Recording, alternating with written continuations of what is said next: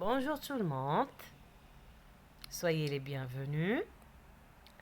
On a aujourd'hui une nouvelle leçon, un nouveau texte de lecture et aussi un nouveau son, c'est chut. Chut. On se tait, on reste tranquille et surtout restez avec nous jusqu'à la fin. Vous êtes bien prêts? On commence. Première chose, qu'est-ce qu'on fait d'habitude? Il faut toujours commencer par l'observation. C'est la première étape essentielle pour travailler tout texte de lecture, que ce soit en arabe, en français, ainsi de suite. On commence toujours par une petite observation.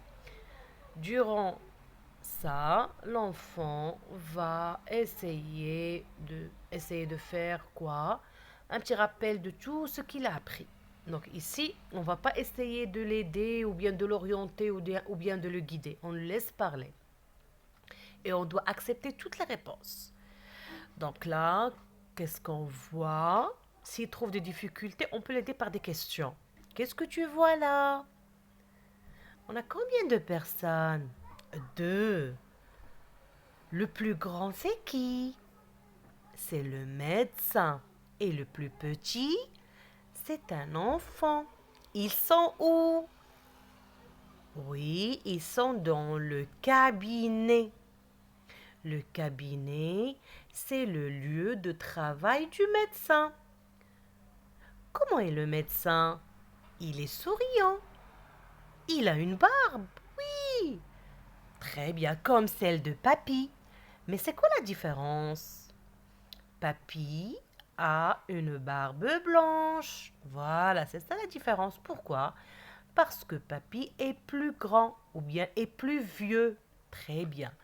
Et le petit enfant, comment il est? On voit qu'il est souffrant. Il a... Comment appelle-t-on ça? N'oubliez pas qu'on a déjà vu le mot ensemble. Il a de la sueur. Il a de la sueur. Quand est-ce qu'on a de la sueur? Lorsqu'on court, lorsqu'on joue beaucoup ou bien lorsqu'on est malade. Et surtout lorsqu'on a de la fièvre. Très bien. Donc l'enfant, il a l'air malade. Voilà. Maintenant, après ça, on va voir le titre. Chez le médecin. Ça, c'est le titre du texte. Toujours, on compte les mots. 1, 2, 3. On a 3 mots. Chez, c'est un mot outil. Et comme vous le savez, les mots outils, l'enfant doit les apprendre intégralement. D'accord? Chez le médecin. Et on ne dit pas je vais dans le médecin. Non, c'est faux. On va dans le cabinet. Je suis dans le cabinet du médecin. Je suis chez le médecin. Donc, chez pour les personnes. Je vais chez mes grands-parents. Est-ce que c'est clair? Voilà. Après ça, on va lire le texte. Vous écoutez très bien. Mais avant, qu'est-ce qu'on va faire? On va compter les lignes. Voilà, c'est un texte. De quoi se compose le texte? Il se compose de plusieurs phrases. Très bien. Et dans chaque phrase, il y a plusieurs mots. Et dans chaque mot, on a quoi? Des syllabes. Et dans la syllabe, qu'est-ce qu'on trouve? Des lettres. Voilà, super. Donc ici, on a combien de lignes? On va les compter ensemble. 1, 2, 3, 4, 5, 6. On a encore 6 lignes comme le texte précédent. Vous rappelez le titre? Très bien. Qui peut me rappeler le titre? Excellent. Fakir est malade. Voilà. Regardez ce mot qui est en orange, que je l'ai encadré ici. C'est le mot-clé. Dans ce mot, qu'est-ce qu'on trouve? Le son qu'on va étudier. Et le son qu'on va étudier, c'est ch. D'accord?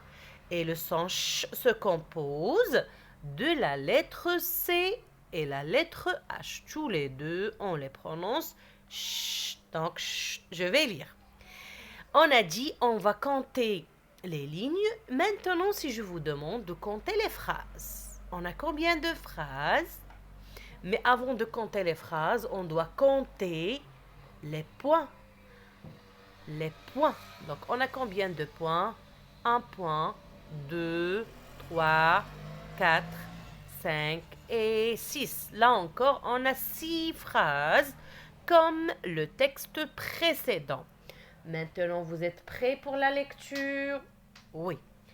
Fakir et ses parents sont dans le cabinet du médecin. Le médecin ausculte Fakir sur une chaise. Il lui tâte le pouls. Il dit à maman que Fakir a mal à la gorge à cause des oreillons. Il écrit une ordonnance et la remet à papa. En route, papa va à la pharmacie pour acheter des médicaments pour Fakir. Très bien, je recommence. Écoutez très bien et après on va faire une sorte de compréhension du texte. Fakir et ses parents sont dans le cabinet du médecin. Le médecin ausculte Fakir sur une chaise. Il lui tâte le pouls. Il dit à maman que Fakir a mal à la gorge à cause des oreillons.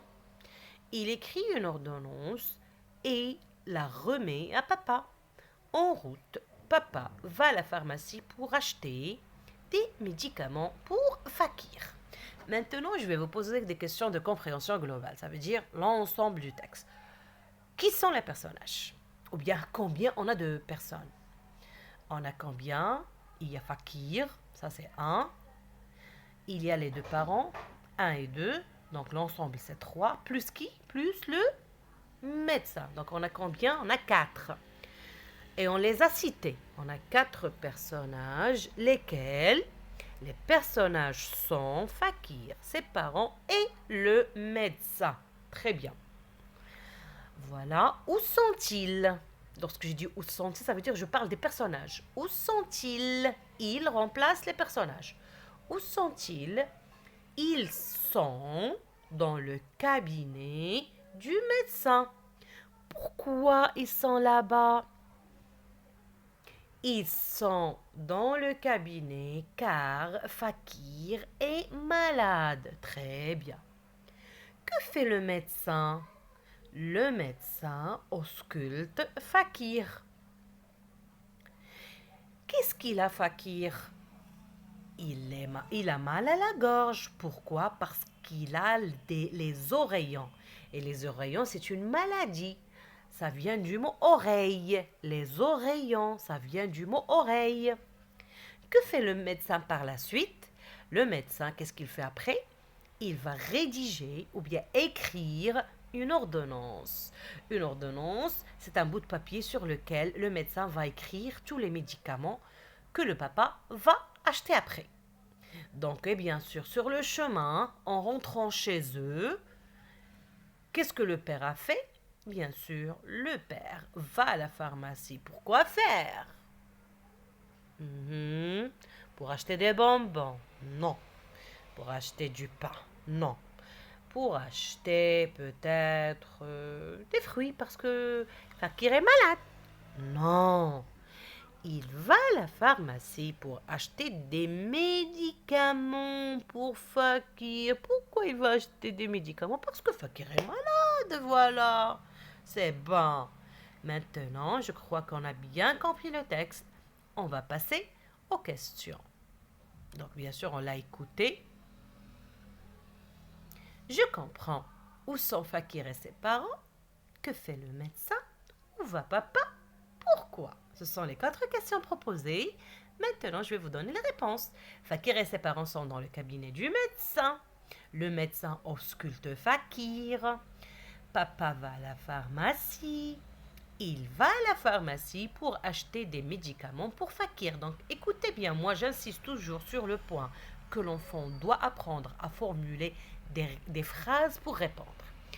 des phrases pour répondre. C'est comme ça qu'il va apprendre à rédiger des textes. Donc, au début, si on se contente, en tant que parent ou bien en tant qu'enseignant, d'accepter les petites réponses, par exemple, que fait, par exemple, où sont les parents et Fakir, on lève le doigt dans le cabinet. Non, il ne faut pas accepter ce genre de réponse. Les enfants, lorsqu'ils vont arriver à la période durant laquelle doivent apprendre à écrire des textes, ils vont certainement trouver des difficultés. On commence dès maintenant. L'oralisation, la bonne oralisation de l'information va assurer la réussite de la rédaction par la suite. C'est clair? Allez, on continue. Le repérage. J'écoute, je dis la case du son ch. Premier mot, c'est chocolat. Miami, yami, yami. C'est un poisson qui s'appelle cachalot. Cachalot. Et c'est une peluche. Peluche. Et bien sûr, le dernier, c'est un chameau. Très bien. Donc, pour le premier mot, c'est plutôt la première case. Parce que chocolat, d'accord. Le mot est composé en 3 syllabes. Cachalot, 3 syllabes. Deuxième case. Peluche, peluche. Donc là, c'est pas un découpage syllabique, c'est surtout un découpage plutôt. Je vais travailler. J'ai décidé l'autre jour de travailler avec vous une leçon des syllabes phonétiques parce qu'il y a une différence entre les deux. D'accord? Donc là, on n'a pas besoin d'entrer dans les détails pour ne pas faire une autre leçon. D'accord? Donc on va laisser ça pour une prochaine vidéo, Inch'Allah.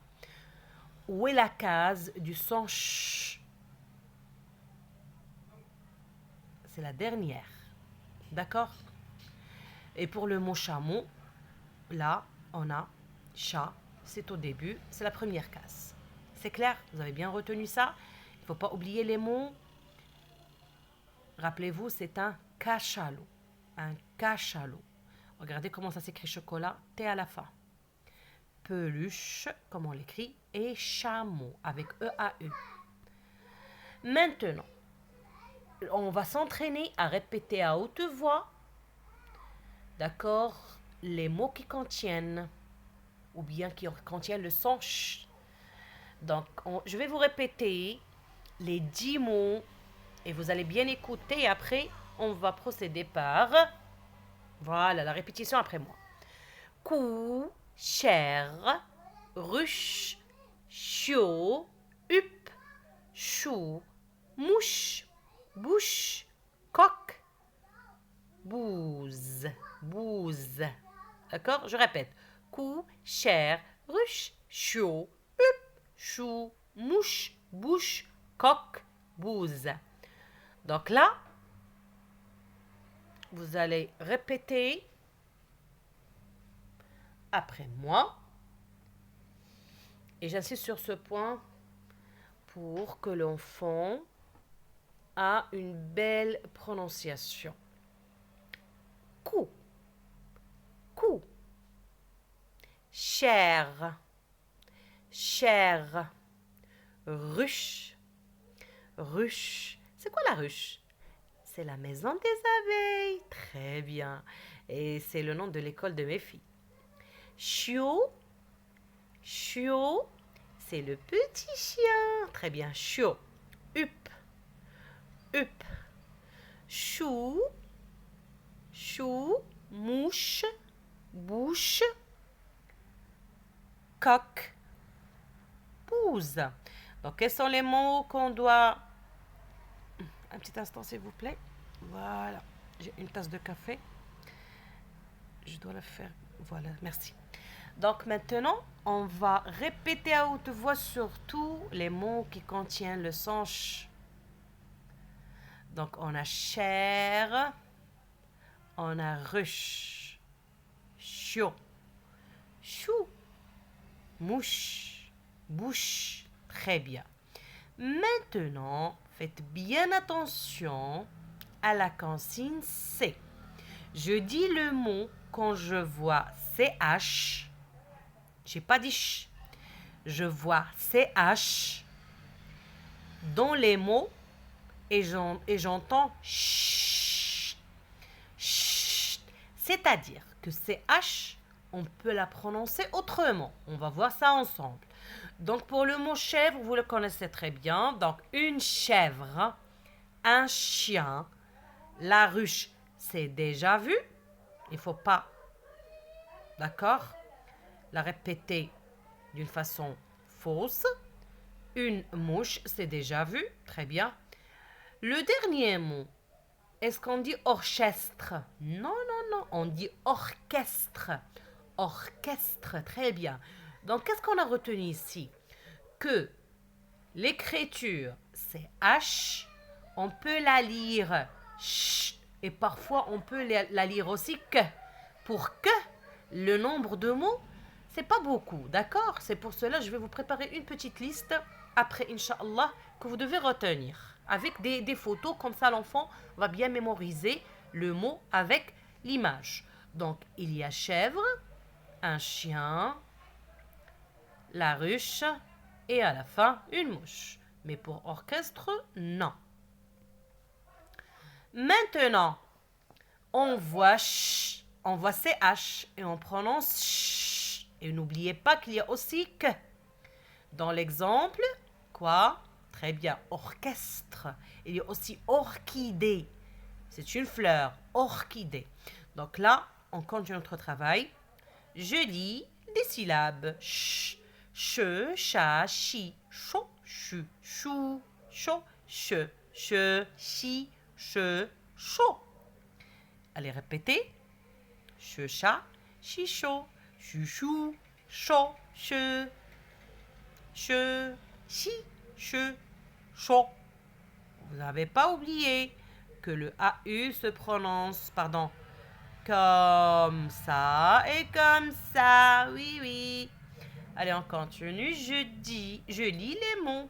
Vous allez répéter après moi. Chat, chatte, marché, ruche, chou, chacal, chamis, biche, chat, chatte, marché,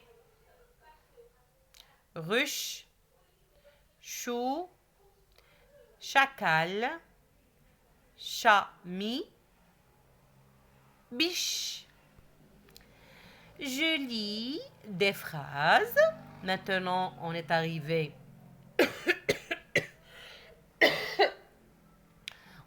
on est arrivé aux phrases qu'on va lire. Mais avant, n'oubliez pas, les mots outils sont très importants. Chez lui, chez elle, chez lui, chez elle. Regardez bien ce chameau-là. Comment il a l'air? Moi, je le trouve très fier, oui ou non? D'accord. Donc, la première phrase. Le chat et la chatte sont dans la niche du chien. Oh mon Dieu, qu'est-ce qu'ils sont? Qu'est-ce qu'ils font là-bas? Le chat et la chatte sont dans la niche du chien. Shadi achète du chocolat. Donne-moi un peu, Shadi. Shadi achète du chocolat. Chami cherche Rachid. Chami cherche Rachid. À chaque fois que je veux prononcer Chami, Sami. D'accord, mais c'est Chami, c'est pas Sami. Achir va chez lui. Achir va chez lui. Chama va chez elle. Chama va chez elle. Le chameau est chargé. Très bien. Donc maintenant, qu'est-ce qu'on va faire? On va relever la phrase qui correspond à l'image. Et c'est quoi la phrase qui correspond à l'image? Le chameau est chargé. Très bien. Maintenant, arrivons en devinette. Je devine. Je suis un grand animal. J'ai deux bosses sur le dos. Mon nom se termine par O. Qui suis-je? Il a deux bosses. C'est un chameau, voilà. Mais avant de commencer, donc regardez bien les deux images que je vous propose là. Regardez bien. Ils sont tous les deux dans le désert. Le Sahara, le désert, très bien. On a l'impression qu'il s'agit du même animal. Mais il y a une petite différence. Cherchez la différence. Attention, à part le cou, d'accord, cherchez autre chose. Oui, très bien. Donc, qu'est-ce que vous avez remarqué? Donc là, on a deux bosses. Ce chameau, il a deux bosses. Et cet animal, il a une seule bosse. J'ai pas dit chameau, attention. Donc, le premier a deux bosses, il s'appelle chameau. Répète, chameau. Le deuxième, il a une seule bosse, il s'appelle dromadaire. Dromadaire. Allez, on répète un chapeau, un chameau, un chameau Un dromadaire. et un dromadaire. C'est bien noté. Merci et à la prochaine.